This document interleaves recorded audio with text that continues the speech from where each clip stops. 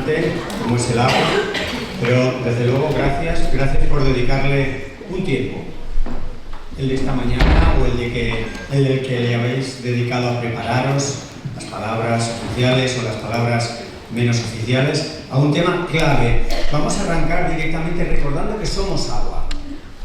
Las mujeres, vaya si produjimos algodón a costa de un agua que no se reponía a la velocidad suficiente. O si no, si os gusta más California, tenemos el mar de Salton. Este da para muchas más películas, porque fue realmente durante unas décadas el error humano de sacarle agua al río Colorado convirtió en el desierto de pronto un balneario, y durante algunas décadas había turismo en mitad del desierto, turismo de playa.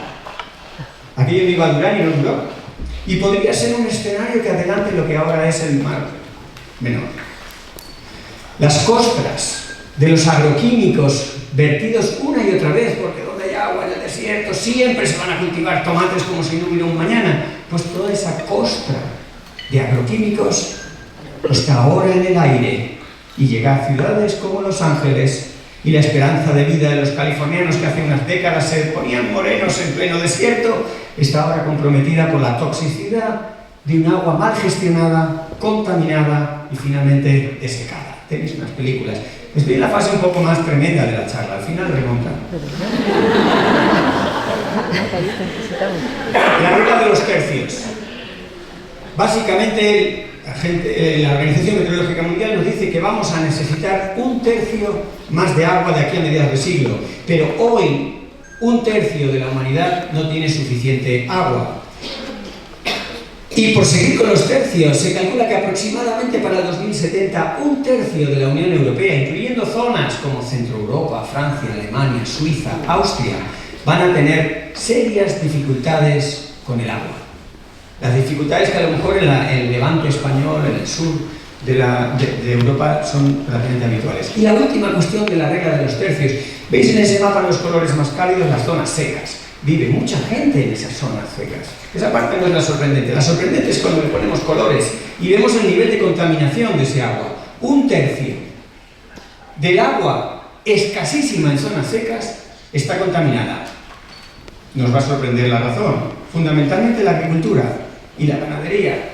Y todos esos restos de nitrógeno que en un momento parecía que eran estupendos porque fertilizan y luego resultan que contaminan 1/3 de un agua que ya es escasa. Bien. Y por si no nos impresiona todo esto mucho, porque parece que esos son problemas de otros, cuando nacemos tenemos riesgo de meta-hemoglobinemia, es decir, que nuestra hemoglobina no sea tan roja y sea azulada, precisamente por la contaminación omnipresente de nitratos en el agua, en las lechugas, en las acelgas, etcétera, etcétera, etcétera. Fijaros, el año pasado, ¿no? No, todavía no ha terminado el año. A principios del 2025, Cataluña se amaneció con la mayor crisis hídrica de su historia, y nos reunían a unos cuantos a hablar de la crisis del agua y demás, y se preguntaban por el dinero. ¿Cómo va a afectar esta crisis hídrica a la economía? Personalmente me enfadaba y decía, ¿por qué no hablamos del agua? Permitidme la expresión, la economía. Mandemos a la economía a un segundo lugar. Porque de lo que hace falta es agua limpia para beber. Y fijaros las encuestas, lo que cuentan ahora veremos las encuestas un poco por encima, pero el cava, un producto catalán por excelencia, en realidad es champán, pero es mucho más bonito la denominación de cava, es identidad, es agua puesta con burbujas. No hay agua para tanto cava. El cava está vendido por anticipado para años vista, porque es un producto estupendo, demandado, famosos, y algunas compañías productoras de cava han tenido que hacer una reducción de empleo porque no hay agua para tanto cava. Del mismo modo que no hay agua para tanto turismo. ¿Cuánto nos cuesta en agua los millones de turistas? Eso no se suele contar mucho. Pero la percepción que tienen los turistas es, no, España está muy bien. Cuando entrevistan en Barcelona en plena sequía a los turistas, claro, ellos van en un hotel donde tienen spa, donde tienen piscina, y sin embargo los ciudadanos de Barcelona tenían recortada el uso del agua de boca y no podían hacer uso habitual, porque venían esos turistas, bienvenidos sean, porque mueven esa economía. Bien, No sé, todavía estáis ahí en la edad de que quizá la cerveza no es tan frecuente en vuestra dieta, pero lo será. Si no está siendo la sin alcohol. Una de las razones más pervasivas, un artículo que publiqué hace unos años sobre el cierre de fábricas de cervezas en México por la cerveza, fue uno de los artículos más citados. A la gente esto del cambio climático no le mueve mucho, pero que le dejen sin cerveza. La ciudad de Detroit, el pelotazo urbanístico no es solo un producto español, y la palabra pelotazo está aceptado por la Real Academia Española. Es un término que viene a resumir lo de coge el dinero y corre. Tú haz, Pachi, haz, y luego ya veremos. Y la urbanización desmedida da mucho dinero en el corto plazo, nos empobrece a todos y nos compromete para siempre, porque es prácticamente irreversible. Fijaros, la ciudad de Detroit es característica, como muchas de nuestras ciudades, sobre todo en el Levante, de su pelotazo urbanístico. En colores tenéis los edificios que no se van a poder construir porque no hay agua. Y los inversores, perfectamente deslocalizados, dicen, ¿cómo? ¿Que yo he puesto todo ese chorronal de dinero para que luego obtener un chorronal al cuadrado? No va a poder ser, porque no hay agua. ¿Saben? Los de Detroit están pasando un rato difícil para aplicar todo esto. Informe de la economía del agua. Esto es dinero ya, directamente. Water Economic Report, la Comisión Global del Agua, determina que en el 2050, es decir, a la vuelta de la esquina, a mediados del siglo, el 8% como mínimo del Producto Interior Bruto del planeta se va a ver disminuido por la falta de agua. Este es un pantallazo de ese informe. Aunque está en inglés, se entiende muy bien, gráficos muy claros, muy resumidos y afirmaciones como esta, que son escalofriantes. Para el 2050, la mitad de la población no podrá producir suficiente comida por falta de agua. Bien, el agua se está convirtiendo en algunos sitios en un producto de mercado, cotiza en bolsa y es objeto de especulación. En las Islas Canarias, por ejemplo, está muy privatizada, como lo es en Chile y en muchos lugares. Estamos asistiendo a una situación en la que se nos olvida que somos agua y que por eso las Naciones Unidas en su día aprobaron uno de los derechos humanos universales inalienables, que es el derecho a un agua limpia y en cantidad suficiente para tu vida. Somos tan brutos en el uso del agua que por extraerla de forma insostenible, por manipularla de mil maneras, hemos cambiado el eje de inclinación al planeta. Esto lo hemos hecho fundiendo con el cambio climático en las masas de hielo, o lo hemos hecho directamente extrayendo el agua subterránea. La distribución del agua subterránea no es homogénea en el planeta, de tal forma que en el hemisferio norte hay mucha más agua subterránea que en el hemisferio sur, simplemente porque no hay masas sumergidas. La extracción insostenible de ese agua, más rápido de lo que se repone en el subsuelo del hemisferio norte, ha provocado un cambio en el centro de gravedad del planeta. Nadie se lo propuso. El ser humano es grandioso haciendo cosas que no se proponen. Cambiarle la temperatura de la atmósfera, cambiarle el centro de gravedad del planeta, estrechar la estratosfera. Nadie se lo propone, pero tiene consecuencias. En fin, aquí estamos los científicos recordándolas. Y estamos caracterizados como sociedad por la sociedad del despilfarro y del derroche. Porque si no puedes derrochar un poco, entonces no tienes de qué presumir. Y una de las cosas que efectivamente se hizo con el césped fue presumir. El origen del césped fue cuando los castillos y palacios franceses no impresionaban suficiente a la ciudadanía, porque ya estaban acostumbrados a ver el castillo, entonces lo rodearon de algo que reunía las tres características del lujo. Es caro, es inútil y es ostentoso. Si tú rodeas un palacio de césped, la gente dice, ¿eso para qué sirve? Para nada. ¿Y cuánto cuesta? Muchísimo. Y se ve a distancia, pues ya tienes. Así surgió el césped. Y esto ha calado en la mentalidad de Homo sapiens, en todo el planeta, hasta el punto de que lo rodeamos todo de césped, porque si no, pues es que parece que no estamos a la altura. Y fijaros, los datos son sorprendentes. Hace unos años los dos periódicos a los dos lados del Atlántico se hacían eco de el uso para el césped. Recordemos, algo completamente inútil, costoso y ostentoso. Estados Unidos se gasta más agua en regar céspedes que en su principal cultivo, el maíz. Poco nos pasa. Y estamos llenos de paradojas. España tiene una de las mejores aguas del grifo del mundo. Y sin embargo es uno de los principales países europeos en el consumo de agua embotellada, para gloria de las empresas embotelladoras, que nos llegan de bisfenol A, por ejemplo, compuesto muy habitual en los plásticos de las botellas, un disruptor endocrino que nos contamina cuando tenemos en el agua de nuestro grifo una calidad estupenda a la centésima parte del precio. Pero eso no mueve la economía. A embotellar agua. Aquí tenéis algunos gráficos muy representativos. En la izquierda, la evolución de la cantidad de agua por persona. No solo somos algo más, España tampoco ha crecido tanto. Sobre todo, cada vez consumimos más. Y no es solo que nos duchamos hasta 2 y 3 veces al día, lo cual es no solo no necesario, sino malo para la piel. Es que tenemos un montón de usos asociados con el agua. Así que per cápita, cada vez tenemos menos agua. Y como veis, al ser cada vez más gente, consumimos más agua globalmente. Pero no solo eso, la curva del consumo per cápita a nivel global crece más rápido que el propio crecimiento de población. Con lo cual, no solo es que cada vez hay más gente en el planeta, es que cada vez cada persona consume más agua. Indudablemente, con ese ciclo tan lento del agua dulce, no va a haber a este ritmo para lo que nos gusta. Y como el agua es muy barata, y además como no tiene ninguna relación con este modelo socioeconómico llamado capitalismo, nunca se va a regular por el mercado.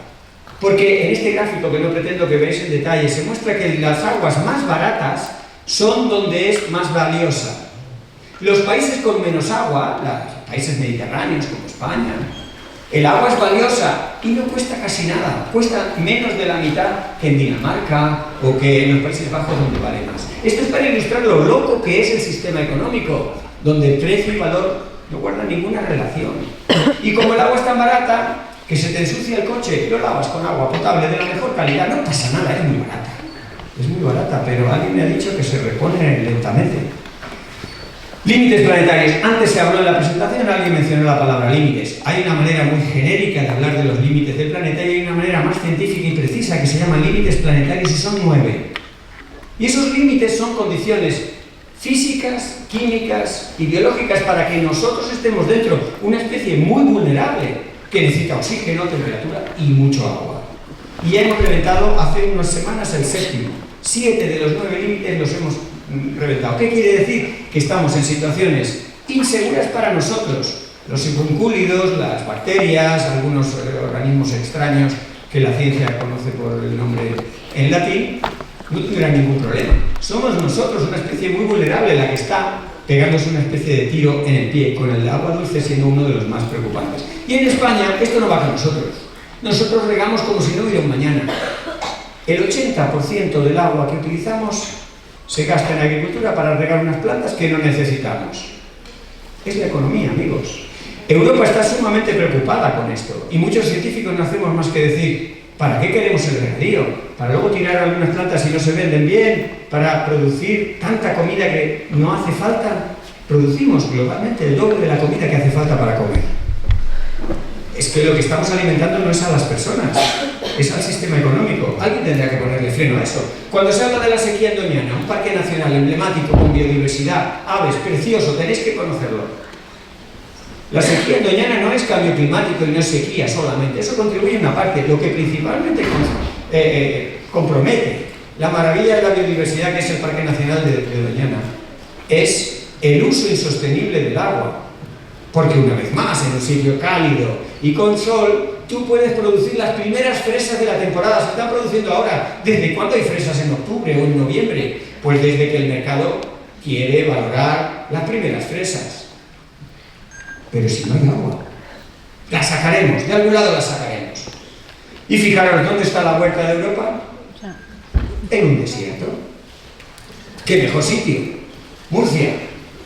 Pero que no hay agua en Murcia, no importa. La traeremos, la sacamos del subsuelo y nos ocurren estas cosillas de los terremotos. O si no, un trasvase, una gran obra de ingeniería que hace 40 o 50 años, cuando la mentalidad era otra, se vio como un gran logro, una gran conquista del ser humano a las cuencas hidrográficas. Que nosotros tenemos el Júcar, que no tiene suficiente agua, no importa. La traemos del Tajo. Oye, ahora que te dicen que el Tajo no tiene caudal ecológico, ecológico, esto será de los ecologistas. No, de los científicos de la ecología, que te dicen que tiene que tener un caudal. No importa, tú sigues pasando agua para la vuelta a Europa. No, estupendo. Europa nos avisa un poco, es decir, haced lo que queráis, somos demócratas y además hay una soberanía que cada país decide, vale. Pero hay un índice que nos indica si estamos pasándonos en el uso del agua en una cuenca, se llama WEI, y recomiendan no utilizar más del 40% del agua de una cuenca. Y mirad las tablas, no hace falta que lo veáis, pero los colores ya alarman, ¿no? Por supuesto, en la cuenca del campo de Cartagena, números rojos rojísimos. Sí, el 40% estamos muy por encima de ese 40%, ¿no? Se llegan a valores de 70, 80, 100, 100 algo. ¿Por cuánto tiempo? ¿Por cuánto tiempo va a ir esto? En fin. Así que estamos enfrentándonos a conflictos por el agua. Todo el mundo quiere agua. El agua es muy barata. Yo tengo una piscina, el otro tiene un centro comercial. Yo quiero regar tomates aunque no hagan tanta falta. Y aquí tenéis un mapa interactivo en el que podéis ver los conflictos por el agua en España. ¿Qué tenéis interés? Pues tenéis un zoom en Valladolid, en Palencia, y la cosa está más o menos tranquila. Pero fijaros los colorines, desde infraestructuras y alteraciones de la propia cuenca hasta la sobreexplotación por una agricultura y una ganadería intensiva o, por supuesto, la contaminación por nitratos que os decía. El territorio nacional cuajado de conflictos y zonas conflictivas. Y a nivel internacional, más de 340 guerras están disparadas por el agua. ¿Alguien piensa que Israel va a devolver el mar de Galilea? No le corresponde, está en un limbo administrativo, pero el mar de Galilea es agua. Si metemos en la ecuación cambio climático, Oriente Próximo, el mar de Galilea no lo van a devolver nunca. Pero bueno, vamos a una parte un poco más positiva, acabando ya, o acercándome al final. Claro que se pueden arreglar muchas de estas cosas. Lo primero es un diagnóstico. Aceptar el diagnóstico y no mirar a otro lado. Somos a veces muy timoratos a ver la cruda realidad. Yo os he mostrado algunas pinceladas de cruda realidad. Creo que hacen falta verlas. Bien, una vez visto eso, por ejemplo, como le ocurrió a Sudáfrica, que se enfrentaba a la mayor sequía en las últimas décadas, Sudáfrica tiene un clima mediterráneo, un clima rarísimo. Solo un 1% de la superficie del planeta tiene ese clima. Para nosotros es el normal. El clima mediterráneo se caracteriza porque cuando hace calor no llueve. Eso es raro. Y eso es muy duro. En pleno verano que no caiga agua, nos hemos acostumbrado, nos vamos a la piscina, que no se está, el sol, tal. Pero eso es malísimo, digamos, para un organismo como las plantas, que necesita el agua para crecer y si hace calor todavía transpiras más. Bien, Sudáfrica se enfrentaba a una gran sequía y lanzó una campaña de propuestas, de proyectos. ¿Cómo vamos a resolver esto? Por supuesto salieron los ingenieros, bien subidos, con propuestas millonarias que movían además la economía, con fondos deslocalizados de otros países que podían poner dinero. Claro, más trasvases, presas, desaladoras, venga dinero, venga dinero. Esas son las propuestas. En marrón, el dinero, en azul, el agua. Al final, el proyecto que salía adelante era un proyecto que traía mucho agua por poco dinero. Y no es casualidad que era un proyecto en el cual se contaba con la naturaleza y con la gente.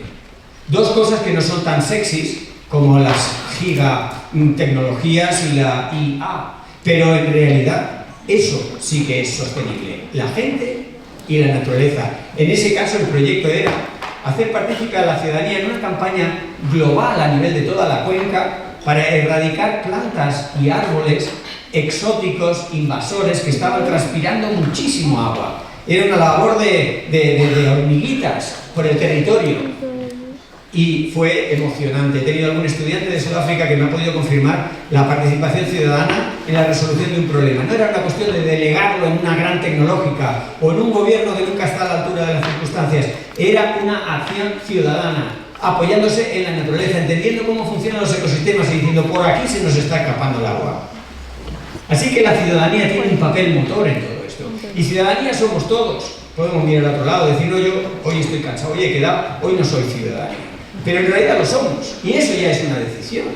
Las asambleas ciudadanas, un montón de mecanismos jurídicos en nuestra Constitución nos permiten participar y acompañar a la política del día a día. Porque los políticos claramente ni dan abasto, ni su trabajo está diseñado para problemas de larga escala en el tiempo. Los que estamos a larga escala en el tiempo somos los ciudadanos, y más vosotros y vosotras que sois jóvenes, que os queda mucho tiempo por delante. Hay que mojarse, no solo por el agua, en realidad hay que mojarse en la política bien entendida, con mayúsculas, participar, decir, enterarse y empujar. Y eso mola, no solo es un coñazo, vamos a decirlo rápido y pronto, tiene un lado satisfactorio de decir, estoy formando parte de la solución, no simplemente me limito a que me digan lo que hay que hacer y ya lo iré haciendo. Para ir acabando, planeta en azul. El planeta azul se ve azul desde el espacio, pero por dentro está más bien tirando al rojo, ¿no? En esta misma comisión de la economía del agua, hablan de que el agua y los valores asociados al agua deben estar presentes en todos los convenios. En los convenios de cambio climático, de biodiversidad, de desertificación, en muchos convenios, porque el agua es esencial, es transversal y se nos olvida y tiene que estar ahí. Tiene esa dimensión económica que el propio informe recalca, pero tiene muchas otras dimensiones de identidad cultural y de salud para las personas. Y lo que se aboga es por un pacto mundial por el agua. Así que, para terminar, la última frase que quería dejaros rebotando en vuestras mentes es que no acabamos de cambiar nuestra relación con el agua, apenas ligeras, cierra el grifo mientras te lavas los dientes y cosas así de pequeño calado, porque aún no terminamos de entender la situación. Estamos deslumbrados por el color azul del planeta. Muchas gracias.